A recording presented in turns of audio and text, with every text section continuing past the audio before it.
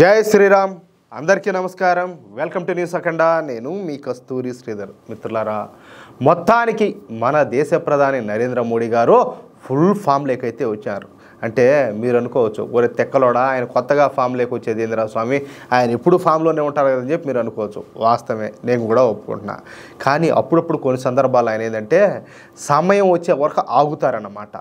అందుకోసమే దాన్ని ఉద్దేశించి నేను ఈ మాట చెప్తున్నా. అమెరికా అధ్యక్షుడు డొనాల్డ్ ట్రంప్ అనేవాడు మొండి అయితే, నేను జగన్మొండిని అని చెప్పేసి మరోసారి నిరూపించుకున్నారు మన నరేంద్ర మోడీ గారు. ఈ డొనాల్డ్ ట్రంప్కు మన దేశ ప్రధాని నరేంద్ర మోడీ గారు పట్టపగలు కూడా సుక్కలు చూపిస్తారు. మన భారతదేశం సత్తా ఏంటో నిరూపిస్తారు. ఏమే ఎక్కడ తగ్గాలో ఎక్కడ నెగ్గాలో మాకు తెలుసు అని చెప్పేసి మరోసారి నరేంద్ర మోడీ గారు స్పష్టం చేశారు. 140 కోట్ల మంది భారతీయుల దమ్ము ధైర్యం ఏంటో రుచి చూపించారు. ఎవరికి? డొనాల్డ్ ట్రంప్ అనేటటువంటి వాడికి. సరే, అసలు విషయానికి వస్తే మన భారతదేశం రష్యా నుంచి ముడి చౌనైతే కారు చౌకగా డిస్కౌంట్లో కొంటున్న సంగతి అందరికి కూడా తెలిసిందే. అంతేకాకుండా రష్యా దగ్గర నుంచి భారతదేశం రసాయన ఎరువులను కూడా కొనుగోలు చేస్తుంది, అది కూడా తక్కువ ధరలకే. అంతేకాకుండా రష్యా దగ్గర నుంచి మరో 2 S-400 సిస్టమ్స్ను కూడా కొనుగోలు చేస్తుంది. దీంతో పాటుగా ఇదే రష్యా దగ్గర నుంచి అత్యాధునికమైనటువంటి సుఖోయ్ 57 యుద్ధ విమానాలు కూడా కొనుగోలు చేయనున్నది. ఇది 5th జనరేషన్కి చెందినటువంటి యుద్ధ విమానాలు అన్నమాట. పైగా స్టెల్త్ ఫైటర్లు. ఈ విధంగా మన భారతదేశం రష్యా దగ్గర నుంచి దాదాపుగా $50 బిలియన్ విలువైనటువంటి ముడి చమురును, అదేవిధంగా రసాయన ఎరువులను, అదేవిధంగా రాక్షస బొగ్గును, అలాగే ఆయుధాలను కూడా కొనుగోలు చేస్తుంది. ఇక్కడ ఒక మాట చెప్పాలి నేను. మామూలుగా ప్రపంచంలో ఇప్పుడు మన దేశ జనాభా ఎంత? మనం ఊరికే 140 కోట్లు అనుకుంటున్నాం, కానీ 140 కాదు, ఇప్పుడు దాదాపు 140 నుంచి 150 మధ్యలో ఉంటుంది మన దేశ జనాభా. ప్రపంచంలో ఈ పెట్రోల్ని కావచ్చు, డీజిల్ని కావచ్చు అత్యధికంగా వినియోగించే దేశాల్లో మనం టాప్ 3లో ఉన్నాం. అర్థమవుతుందా? ఇప్పుడు రష్యా వచ్చేసి మనకు డిస్కౌంట్లో ఇస్తుందియా ఈ పెట్రోల్ అనేది. అలా కాకుండా మనం రష్యా దగ్గర నుంచి వదిలేసి ఈడోడు అమెరికా ఓడి ఏదో మాట్లాడుతున్నాడనో, ఇంకెవడో ఫీల్ అవుతున్నాడనో, ఇంకెవడో కట్టలు దొబ్బుతాడని చెప్పేసి మనం పక్కకు పోతే అప్పుడు ఏం చేయాలా? మరొక దేశం దగ్గర నుంచి మనం ఎక్కువ డబ్బులు ఖర్చు చేసి వాళ్ళ దగ్గర నుంచి ఈ పెట్రోల్ ఇవన్నీ కొనాలి, అవునా కాదా? అప్పుడు మన దేశ సొమ్ము, అంటే మన ప్రజలు పన్నుల రూపంలో కట్టేటటువంటి సొమ్ము అదనంగా ఖర్చు పెట్టాల్సి వస్తుంది.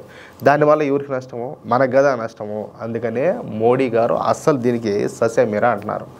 నిజానికి మన భారతదేశం మొదట్లో అమెరికా దగ్గర నుంచే 60 వరకు ఈ F-35 యుద్ధ విమానాలను అయితే కొనుగోలు చేయాలని చెప్పి భావించింది. చూడండి, ఇది ఒకసారి గమనించండి మీరు. ఒక్కొక్క F-35 యుద్ధ విమానం ఖరీదు వచ్చేసి దాదాపుగా $115 మిలియన్.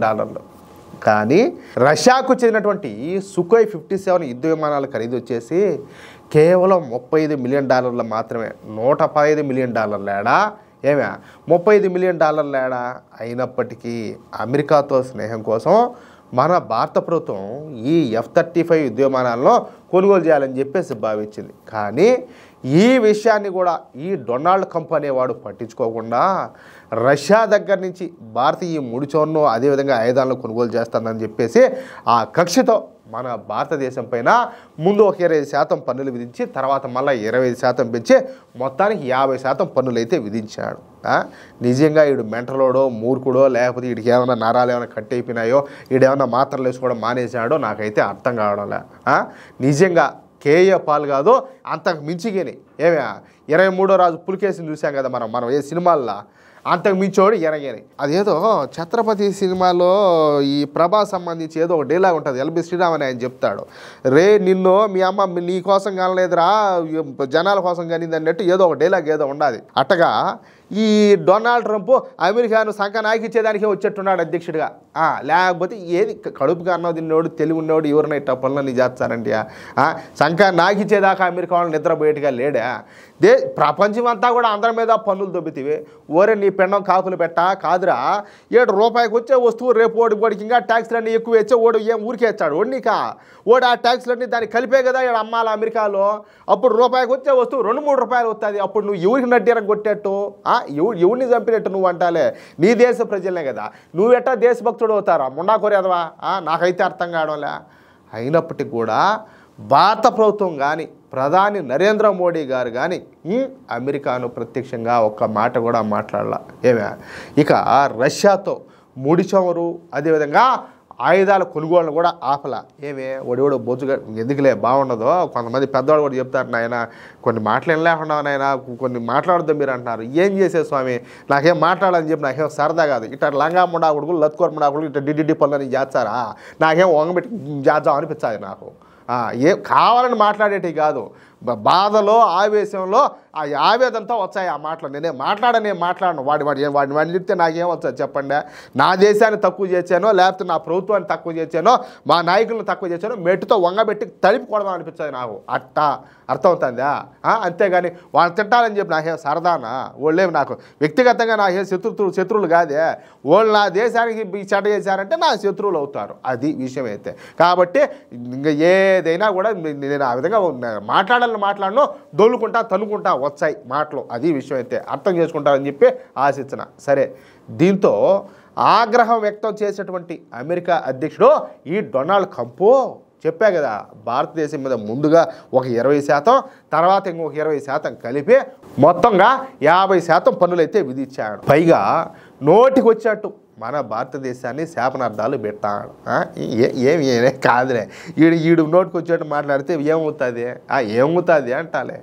దీంతో ఆగ్రహం వ్యక్తం చేసినటువంటి మన దేశ ప్రధాని నరేంద్ర మోడీ గారు మొదటిసారి ఈ విషయం పైన తీవ్రంగా స్పందించారు. నిన్న ఉదయం ఢిల్లీలో ఎంఎస్ స్వామినాథన్ గారి 100వ జయంతి అంతర్జాతీయ సదస్సులో పాల్గొన్నటువంటి మన ప్రధాని మోడీ గారు అమెరికాను తీవ్రంగా హెచ్చరించారు. ఈ సందర్భంగా మోడీ గారు మాట్లాడుతూ, మాది 140 కోట్ల మంది ప్రజలతో విలసిల్లుతున్నటువంటి దేశం.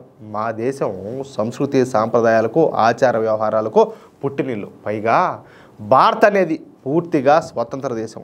మాకు ఒకరి చేత పాఠాలు చెప్పించుకోవాల్సిన అవసరం అగత్యం అసలే లేదు. మా దేశంలో రైతుల ప్రయోజనాలే మాకు ముఖ్యం. ఈ విషయంలో ఎప్పటికి కూడా మేము రాజీ పడమని మాట్లాడినాడు. అలాగే భారత్ పైన పన్నులు విధించడంతో జరిగేటటువంటి పరిణామాలు అవన్నీ కూడా మాకు తెలుసు. మేమే అమాయకులం కాదు, మేమెంత నష్టపోతామో కూడా మాకు తెలుసు. మాకు మా దేశ పాడి రైతులు అదేవిధంగా మత్స్యకార రైతుల ప్రయోజనాలే ముఖ్యం అని చెప్పి మాట్లాడాడు. మీకు అందరికి తెలిసినో లేదో ఒక 10 సెకండ్లు ఒక క్లారిటీ ఇస్తా. ఇప్పుడు అమెరికాలో ఉండే ఆవులకు ఇదంతా కూడా మాంసోత్పత్తులతో కూడినటువంటి ఫీడింగ్ ఇస్తారంట. వాటికి అవి వచ్చేసి లీటర్లు పాలు ఇచ్చాయి. ఇప్పుడు ఈడు కంపుగాడు ఉన్నాడు కదా, వీడి ఉద్దేశం ఏంటంటే ఆ పాల ఉత్పత్తులన్నింటినీ కూడా మన దేశానికి ఎక్స్పోర్ట్ చేయాలనుకుంటారు. కానీ మన దేశం వచ్చేసి వ్యవసాయ ఆధారిత దేశం. అదేవిధంగా పెద్ద ఎత్తున పాడి పరిశ్రమ ఉంటుంది. ఇప్పుడు ఈ పాడి పరిశ్రమ చేసేవాళ్ళు కూడా వాళ్ళు కూడా రైతులే, ఏమంటారా? అయితే ఇప్పుడు ఈ అమెరికా సరుకు అంతా కూడా మనకు దిగుమతి అయిందనుకో, అప్పుడు నష్టపోయేది ఎవరు? మన రైతులే. అందులో ఏంటంటే ఆవులు ఈ మాంసాహార ఉత్పత్తులు తిని పాలిస్తాయి. ఇప్పుడు చాలామంది మన దేశంలో శాకాహారులు ఉంటారు. పూజలకు, పురస్కారాలకు, అభిషేకాలకు, అదేవిధంగా ప్రసాదాలకు అన్నిటికి వాడతారు. అవి ఎట్టా మనం దిగుమతి చేసుకుంటాము. మన మోడీ గారు దానికి ఒప్పుకోలేదని చెప్పేసి ఈ కంపెనీ ఓడొచ్చేసి ఈ కంపు అంతా కూడా చేస్తాడు. అర్థమవుతుందా? సరే, ఈ విషయంలో ఎవరు ఎన్ని చెప్పినా, ఎన్ని జిమ్మిక్కులు చేసినా, ఎంత బెదిరించాలని చెప్పి చూసినా వెనక్కు తగ్గేదే లేదు. మేము అన్నిటికీ తెగించే ఉన్నాం. ముందు మా దేశ ప్రజల ప్రయోజనాలకే మేమైతే పెద్ద పెట్టేస్తాం, అంతే తప్ప ఎవరి బెదిరింపులు కూడా లొంగే ప్రశ్నే లేదంటూ మెట్టుతో కొట్టేట్టు మాట్లాడాడంటే ఎలాంటి పరిస్థితులైనా సరే ఎదుర్కొనేందుకు నేనైతే సిద్ధంగా ఉన్నా, ఎట్టి పరిస్థితుల్లో కూడా వెనకడుగు వేసేదే లేదంటూ మన ప్రధాని నరేంద్ర మోడీ గారు సూటిగా ఈ అమెరికా అధ్యక్షుడికి స్ట్రాంగ్ వార్నింగ్ ఇచ్చి వదిలిపెట్టాడు. ఎట్టి పరిస్థితుల్లో కూడా మీకు తల వంచే ప్రశ్నే లేదని చెప్పి ఈ డొనాల్డ్ ట్రంప్కు ప్రధాని మోడీ గారు బలమైనటువంటి హెచ్చరికలు అయితే జారీ చేశారు. అది విషయం. ఇప్పటికి కూడా నరేంద్ర మోడీ గారి దేశభక్తిని మనం అర్థం చేసుకోకపోతే మనం బతుకులు ఎందుకుయా? గాడిద కాళ్ళ కింద వేసి ఏడ్సనా, లేకపోతే పందుల కాళ్ళ కింద వేసి ఏడ్సనా, ఎవరి కింద వేసి తొక్కను అంటాలే. ఇప్పటికి కూడా ఆయన దేశభక్తి అర్థం చేసుకోలేకపోతే ఇదే కనుక ఒకసారి మీరు ఆలోచించండి. ఈ సమయంలో కనుక కాంగ్రెస్ ప్రభుత్వం కనుక ఉండుంటే ఎవరా ఈ 56 ఏళ్ళ ఏమైనా ఈ రాహుల్ గాంధీనో లేకపోతే వీళ్ళు ఎవరన్నా కానీ ఉండింటే వీళ్ళ పార్టీ అధికారంలో ఉంటే ఏలా 2 చేతుల పైకి ఎత్తి హ్యాండ్స్ అప్ అన్నట్ట ఏలా సాష్టాంగ నమస్కారాలు చేసి పొర్లు దండాలు పెడతారు యువతలు కావతలకు. ఎందుకంటే అమెరికాను కాదనే ధైర్యం సాహసం వీళ్ళకి ఆడించి వచ్చింది. వీళ్ళకి అంత దమ్ముడాది, వీళ్ళక అంత దమ్ముడాది అంటాలే. ఇప్పుడు చూడండి మోడీ గారు చూడండి, అమెరికా కాదు కదా, ఇటు అటోళ్ళు 10 మంది వచ్చా కూడా అది విషయం అయితే అట్టుంటుంది. మిత్రులారా, ఈ న్యూస్ కనుక మీకు నచ్చినట్లయితే ఖచ్చితంగా ఈ న్యూస్ నలుగురికి షేర్ చేయండి. అదేవిధంగా ప్రతి ఒక్కరు కూడా మీ యొక్క అమూల్యమైనటువంటి అభిప్రాయాలను స్పష్టంగా కామెంట్ రూపంలో తెలియజేయండి. ఇంకో విషయం ఏంటంటే, ఇంతవరకు మీరు కనుక మన ఛానల్ను సబ్స్క్రైబ్ చేసుకున్నట్లయితే ప్రతి ఒక్కరు కూడా మన ఛానల్ను సబ్స్క్రైబ్ చేసుకోండి, సపోర్ట్ చేయండి ప్లీజ్. జై శ్రీరామ్, జై హింద్.